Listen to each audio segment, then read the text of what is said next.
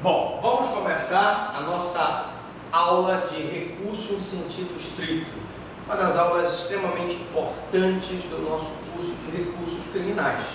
Quero agradecer a presença de todos, você que está aí assistindo, e sem mais delongas, vamos começar. Recurso em sentido estrito, parte 1. Bom, gente, vamos começar com a finalidade, do recurso, O recurso em sentido estrito, ele objetiva o exame de matéria contida na decisão do juiz de primeiro grau, permitindo-se novo pronunciamento, ensejando-se da instância superior nos casos legais. Então, gente, nós vamos ter aí uma diferença entre o recurso em sentido estrito e a apelação. Geralmente, o recurso em sentido estrito vai ser utilizado em decisões, por exemplo, de não recebimento da denúncia, de não concessão da fiança, decisões que, em linhas gerais, não são decisões definitivas, são decisões terminativas. Então, quando eu falo em recurso estrito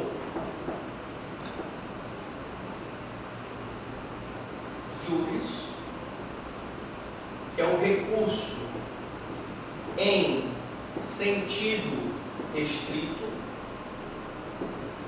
eu tenho que levar em considerações, letra A, decisões interlocutórias e decisões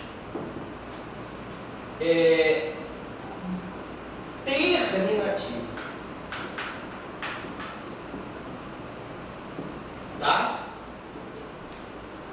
Quando eu tiver decisões, apelação. Quando eu tiver decisões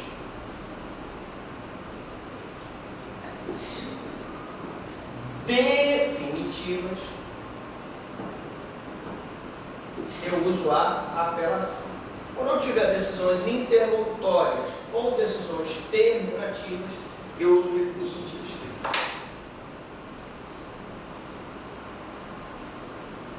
Característica do recurso. Cabe recurso em sentido estrito, tanto das sentenças quanto dos despachos. Mas preste atenção, não cabe recurso em sentido estrito do despacho de mero expediente.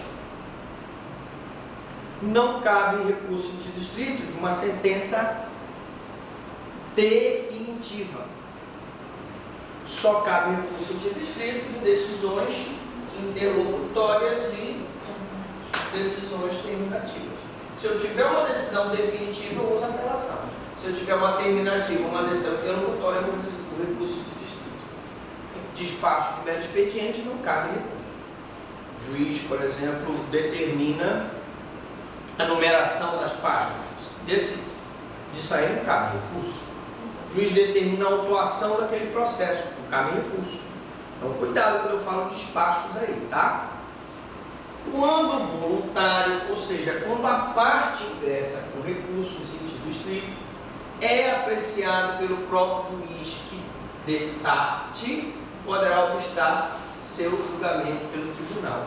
Já estou dizendo aqui que o recurso em sentido estrito, ele permite aquela retratação do juiz. Quando você ingressa com recurso em sentido estrito, para, por exemplo, questionar o não recebimento da denúncia, você entra com recurso em sentido estrito. O juiz pode, quando receber o teu recurso, dizer, não, esse cara tem razão, eu não recebi a denúncia, eu vou receber essa denúncia.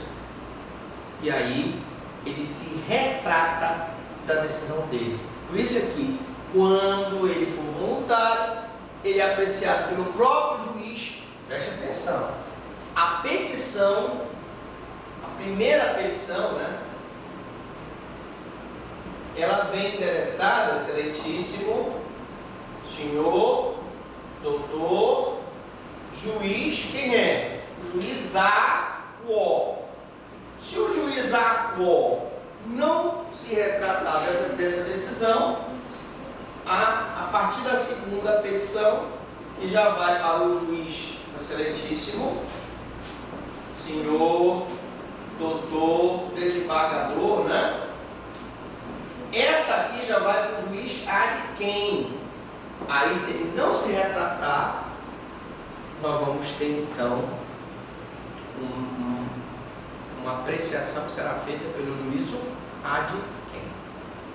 Então, o juiz ACO recebe, ele pode voltar atrás naquela decisão. Se ele não voltar atrás, aí vai para o tribunal, para o juízo ad quem. Bom, a verdade é que há casos em que, por interpretação analógica, deve ser admitido o stricto iuris. Quando eu falar stricto iuris, stricto iuris, pode vir na prova de vocês. Geralmente, stricto iuris é o recurso em sentido estrito, levando-se também em conta o princípio da fungibilidade. Nós já vimos na aula de introdução à teoria geral dos recursos, já vimos na aula de apelação 1 e 2, que a fungibilidade me permite, mesmo que eu erre, e ingresse com recurso em sentido estrito, onde eu deveria apelar, ou apele, onde eu deveria recorrer com recurso em sentido estrito, pelo princípio da fungibilidade, eu posso receber um recurso pelo outro. Tá? Desde que não haja erro grosseiro ou má-fé. E tem mais aplicação na esfera penal do que na esfera civil, em virtude da falta de sistematização dos recursos. Mas eu poderia dizer, não é só em relação à falta de sistematização dos recursos, é porque na esfera penal nós estamos tratando de direito à liberdade, que é indisponível. Não é só a questão da falta de sistematização. Eu estou falando de direito de liberdade do réu. Estou falando de uma situação de um direito indisponível. No cível é mais rigoroso, é mais difícil essa aplicação da fungibilidade, que são princípios, são bens, na maioria das vezes, patrimonialistas, em que tu tens a disponibilidade. No processo penal, não. Nós estamos falando de recursos que têm situações interessantíssimas de premência desse status libertário, do direito do cidadão à sua liberdade frente ao Estado que tenta, com a sua protesta, com a sua força, impor, né, a privação desse direito. Então, por isso é que nós temos que levar em consideração a fungibilidade aqui. Vamos lá, gente. Agora, quais são os tipos, né?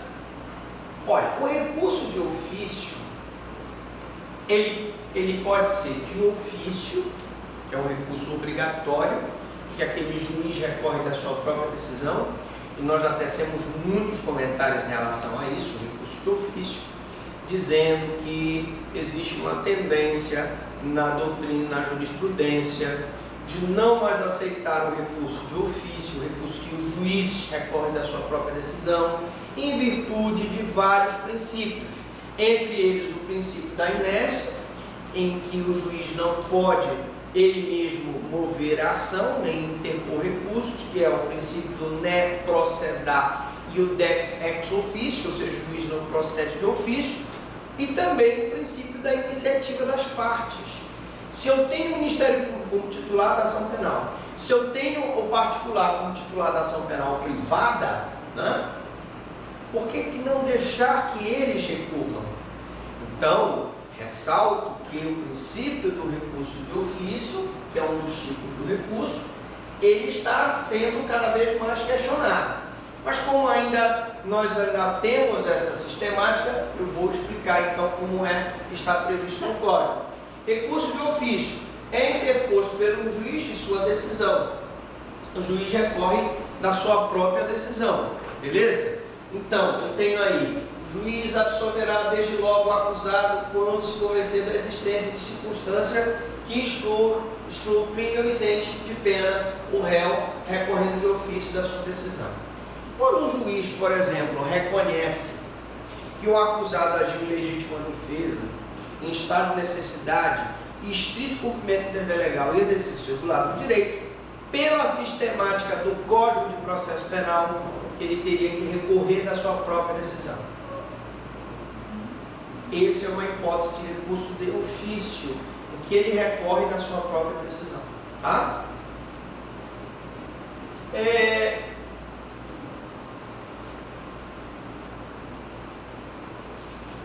Esse recurso terá efeito suspensivo e será sempre para o Tribunal de Apelação. Por quê, gente? Se ele recorre da sua própria decisão, esse recurso que ele mesmo recorreu vai para o Tribunal da Justiça. E fica suspenso, então, aquela situação até que a pessoa definitivamente, o Tribunal de Justiça confirme que ele praticou o fato de legítima defesa e ele seja totalmente isento daquela responsabilização. Mas eu quero ressaltar que quando eu falo em efeito suspensivo, um recurso que absolveu o acusado, em hipótese nenhuma, essa suspensão implica que ele vai ser mantido na prisão. Se ele foi absolvido e foi colocado em liberdade, não se suspende esse direito dele de ficar aguardando o recurso em liberdade. Atenção, hein? Atenção! Não se suspende o direito dele, ele foi absolvido por legítima defesa, não foi? Não se suspende o direito dele de ficar aguardando a decisão do tribunal em liberdade. Beleza? Vamos lá. 2. Que concedeu ou negar a ordem de habeas corpus para quem sofre ou pode sofrer violência ou coação em seu direito de vir. Tanto na decisão que concede a ordem de habeas corpus, quanto na decisão que nega, cabe recurso de ofício. O próprio juiz recorre da sua decisão. Exemplo, imagine, por exemplo, que um parente de vocês foi preso ilegalmente, sem que haja um flagrante delito, sem que haja uma ordem escrita e fundamentada da autoridade judiciária competente. Foi preso, teve uma confusão lá, né? Ele estava envolvido no meio, não estava fazendo nada, estava assistindo lá o show, cataram ele no meio da galera. Ele não estava fazendo nada, não estava praticando crime, então a prisão dele é ilegal. Não existe prisão por averiguação. Né? A pessoa tem que ser presa em flagrante delito ou por ordem escrita e fundamentada da autoridade judiciária competente. Aquela prisão é ilegal, qualquer um de vocês pode entrar com uma ordem de habeas corpus. Ah, professor Franco, mas eu não tenho a carteirinha da OAB, estou estudando para passar na OAB ainda. Mas você não precisa da ordem para entrar com o HC. Você pode estudar bem o HC e já começar a ganhar dinheirinho com isso, porque você não precisa da carteirinha da ordem para entrar com o HC, tá bom? Em favor daquela pessoa. E se tu entrares com o HC, tanto se a tua decisão for favorável, se negarem o teu habeas corpus, o juiz tem que recorrer de ofício, o tribunal vai reapreciar essa questão do HC. Recurso de ofício, tá? Ainda sobre os tipos, além desses casos, o juiz recorre ex officio. Nós demos, para quem se lembra, quando nós vimos a teoria geral dos recursos, parte 1 e parte 2, nós demos esses casos da teoria geral dos recursos nós estamos vendo agora recurso em sentido estrito, mas vimos isso já na aula de teoria geral dos recursos. O que a gente vai fazer agora é só rever o que a gente já viu. Vamos lá, vocês vão se lembrar. Além desses casos, o juiz recorre ex officio quando absolver o réu ou arquivar o inquérito nos crimes contra a economia popular ou a saúde pública. Lembram? Crime contra a economia popular ou crime contra a saúde pública, se ele absolver o réu ou arquivar o inquérito, ele recorre de ofício da sua decisão. Também, crimes referentes à incorporação imobiliária. Você quer adquirir a sua casinha, né? Todos aqui querem ter uma boa casa, é isso? Um bom carro, viajar todo ano para a Europa, para os Estados Unidos, né? Aí você pega e você faz um contrato com uma pessoa que é um grileiro, te vende uma casa, um imóvel que está num terreno que não está legalizado. Você paga as prestações, ele não te entrega o imóvel. Ele te engana, fica com o teu dinheiro. Dependendo da situação, se for crime referente à incorporação imobiliária, você sabe que quando for referente à incorporação imobiliária, o juiz tem que recorrer da sua decisão. Uma hipótese de recurso ex officio. Também, o indeferimento in limine da revisão pelo relator, que dará recurso para as câmaras reunidas ou para o tribunal. Revisão criminal, gente. Nós vamos ter uma aula. Peço que vocês tragam um lenço hoje. Se vocês forem assistir a aula de revisão criminal, vocês vão chorar. Uma aula emocionante. Só chora, se emociona, porque revisão criminal é uma ação que você ingressa quando há uma injustiça naquela condenação, já transitou em julgado, por exemplo, se basear numa prova falsa, num depoimento falso, num laudo falso. Que o juiz decidiu totalmente contrário à lei. Nós vamos ter essa aula de revisão criminal. E se nessa revisão criminal houver um indeferimento in limine da revisão pelo relator, dará recurso para as câmaras reunidas ou para o tribunal. Então, essa decisão, tu entras com a revisão criminal perante o Tribunal de Justiça, atenção, ação, mas tu entras perante o Tribunal de Justiça. O relator da revisão criminal indefere a tua revisão. Como é um direito líquido e certo, né? Talvez não líquido, não tão líquido, não tão certo, se não for realmente cabível a revisão, mas um direito de liberdade do cidadão. Tratando-se de direito de liberdade do cidadão, aquele indeferimento liminar da revisão, cabe, o próprio relator recorre de ofício para as câmaras reunidas. Professor, o senhor explicou as câmaras isoladas, né? O senhor colocou aqui, vou contar agora a mulher, né? As mulheres aqui, ó. Tem aqui essas câmaras isoladas, né? Compostas, vamos supor, de 3 desembargadoras, né? E aí eu tenho aqui 3, né? Vamos supor, 3 aqui, 3 aqui. Tá uma saiota aqui, pronto, uma saiota aqui, para ficar todo pedindo para colocar só mulher, tá aqui, mulherinho, tá aqui, pronto. Gente, câmara isolada é uma dessas câmaras. Quando eu falo câmaras reunidas, é que eu vou reunir essas câmaras aqui para julgar a revisão criminal. Professor Franklin, então quer dizer que um tribunal de justiça, ele tem várias câmaras? Tem. Vamos supor, nós temos 30 desembargadores, 30 dividido por 3 dá 10. Eu tenho, vamos supor, 10 câmaras, 10 câmaras isoladas, né? 10 câmaras isoladas, cada uma com 3, não é isso? 10 vezes 3, 30. Quando o recurso é para a câmara reunida, eu pego aquelas 30 pessoas, é o que nós chamamos de tribunal pleno. Você fala em pleno tribunal de justiça. O pleno do tribunal de justiça são todos os desembargadores lá. Ah, professor, quer dizer o seguinte, que em regra, a maioria das vezes, vai só para uma câmara, ou vai só para uma turma, ou vai só para uma sessão. Mas existem processos em que eu preciso ser julgado pelo pleno, ou pelas câmaras cíveis reunidas, ou para as câmaras criminais reunidas. Sim. E nesse caso aqui, do indeferimento in limine da revisão é para uma câmara reunida. Professor, como é que eu sei se é câmara reunida ou se é para o tribunal? É porque a lei de organização judiciária de cada estado diz. Você tem que pegar a sua lei de organização judiciária do seu estado e dar uma olhadinha. Beleza? Bom, e também da decisão de conceder reabilitação. O que é a reabilitação?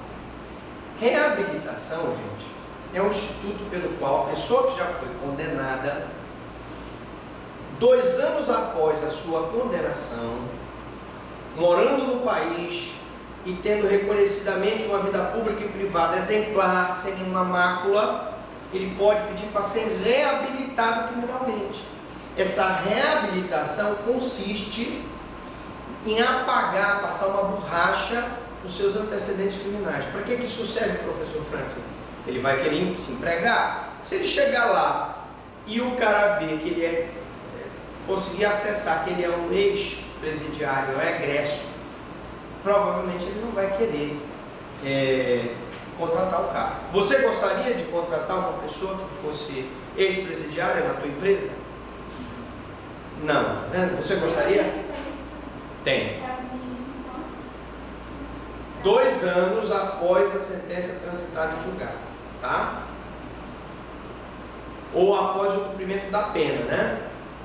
Ele cumpriu a pena, ele é um egresso, terminou de cumprir a pena 2 anos após o cumprimento de pena, ele está trabalhando direito, ele está com uma vida idônea, ele vai pedir então a reabilitação.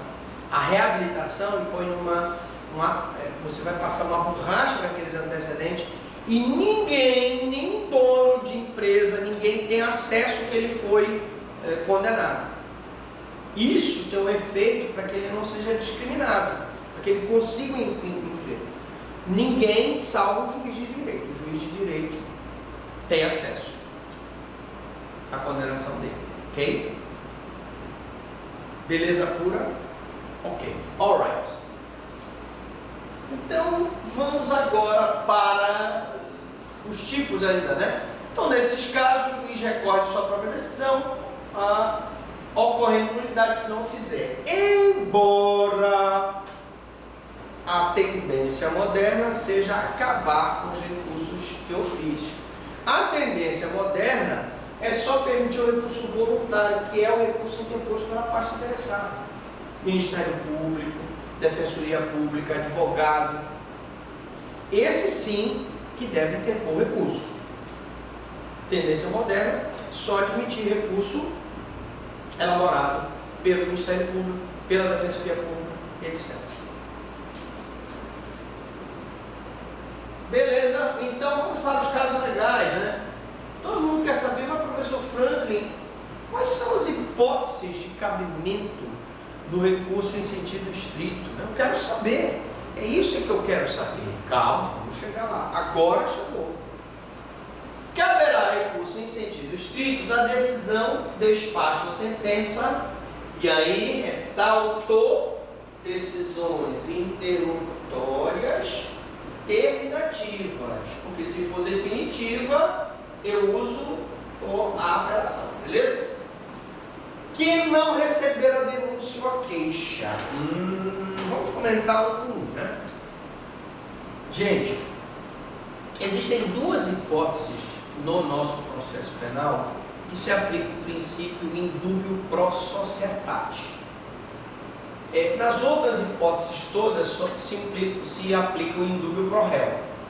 Uma das hipóteses em que prevalece o interesse da sociedade e não o interesse do réu é a denúncia. O juiz, ao receber a denúncia, ele tem que observar o indubio pro societate. O professor quer dizer que, mesmo que o juiz tenha dúvida se o réu praticou ou não aquele crime, se ele for denunciado, o juiz deve receber? Sim. É mesmo, professor? É. E se o juiz indeferir? Por quê? Porque eu tenho que dar a chance para o Estado, através de um processo judicial, onde seja assegurado o contraditório e uma defesa, de que aquela pessoa seja apurado efetivamente se aquela pessoa praticou ou não aquele crime. Porque o inquérito, como é inquisitivo, como não tem contraditório, como não tem uma defesa, é insuficiente para apurar se realmente ele praticou aquele crime. E o processo é o meio mais adequado pelo contraditório, pela ampla defesa, feito por um juiz de direito, presidido por um juiz de direito, dado a oportunidade às partes para se apurar se aquela pessoa praticou ou não aquela conduta. E por isso vigora o princípio do indubio pro societate no recebimento da denúncia. E do indeferimento da denúncia cabe recurso em sentido restrito. Que não receber a denúncia ou queixa. Mesmo mesmo raciocínio que eu fiz para a denúncia vale para a queixa, que é a peça da ação penal privada, que concluir pela incompetência do juízo. Bom, nós vimos na aula de apelação parte 2 o exemplo dos traficantes que estavam traficando drogas lá pelo norte do país, ali na fronteira da Guiana Francesa com o Amapá, pelo rio Oiapoque. Vimos que a polícia do Amapá prendeu aqueles traficantes. Vimos que o promotor de justiça do Amapá denunciou aqueles traficantes com base no inquérito feito pela polícia civil do Amapá. E vimos que o juiz condenou aqueles traficantes com base no tráfico internacional, mas fazendo as vezes do juiz federal. Tudo isso nós vimos, e aí eu pergunto: se o juiz do Amapá, ao receber a denúncia do promotor de justiça estadual do Amapá, considerasse, por se tratar de tráfico internacional, ele seria incompetente para julgar aquele processo e mandasse aquele processo para o juiz federal. Dessa decisão, que considerasse incompetente o juízo, caberia recurso em sentido estrito. Quer dizer, professor, que se o juiz estadual do Amapá se considerasse incompetente, o promotor de justiça poderia entrar com recurso em sentido estrito? Poderia. Cabe recurso em sentido estrito. Que julgar procedentes as exceções, salva de suspeição. Então aí eu tenho uma exceção de incompetência, exceção de coisa julgada, exceção de litispendência, salva de suspeição, tá? Mas, por exemplo, se o juiz acatasse uma exceção, né?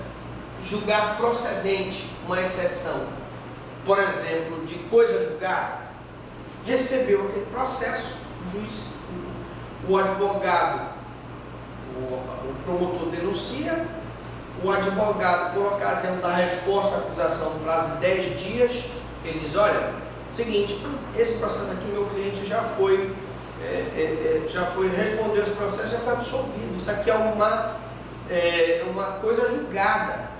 Ele foi absolvido em outro processo, transitou em julgado. E o juiz, então, acata aquela exceção do advogado e diz: olha, realmente, a exceção de coisa julgada, não posso julgar isso aqui. Gente, exceção de coisa julgada, cabe recurso em sentido estrito. Tá?